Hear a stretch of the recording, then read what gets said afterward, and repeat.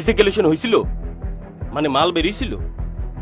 না হওয়া পর্যন্ত কি কোনো পুরুষ থামে? মামলার জন্য তো এগুলো লিখতে হবে। চুপ করে আছেন কেন? ভিতরে ঢুকছিল না ঢুকে নাই?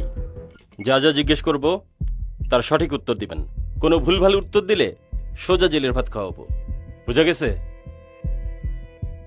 এবার নাম বলেন। ইফাত আরফিন শুভ্রা। বাবার নাম? মরহুম ওমর সিদ্দিক। মাতা? আয়েশা ওমর সিদ্দিক। ঘটনা কবে ঘটছিল? 2 মার্চ। সময়? রাত 12:10। কতজন ছিল? 3 জন। 3 জন? আগে থেকে চিনতেন? একজনকে, আমার বস নেওয়াজ বাসার। বিয়ে হয়েছে? না, লাস্ট পিরিয়ড কবে হয়েছে? 15-16 দিন আগে। আচ্ছা, ওই ঘটনার আগে সেক্সুয়াল এক্সপিরিয়েন্স আছে আপনার? মানে আপনি কি ভার্জিন ছিলেন নাকি? না, ঘটনার পর কোনো মেডিকেল টেস্ট করাইছিলেন? আমার পরিবার আমাকে টেস্ট করতে দেয়নি।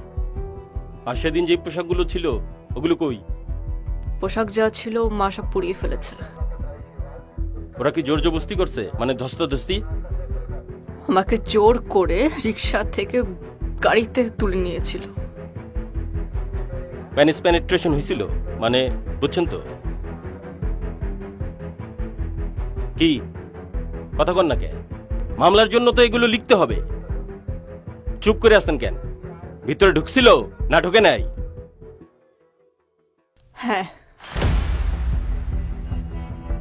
সবার আগে কে গেছিল? নেওয়াজ বাসার, তারপর এক এক করে তার 2 বন্ধু। পজিশন? সবাই কি আপনার উপরে আসছিল না আপনি উপরে আসছিলেন? তারা আমার উপরে ছিল। ইসেকুলেশন হয়েছিল, মানে মাল বেরিয়েছিল। না হওয়া পর্যন্ত কি কোনো পুরুষ থামে?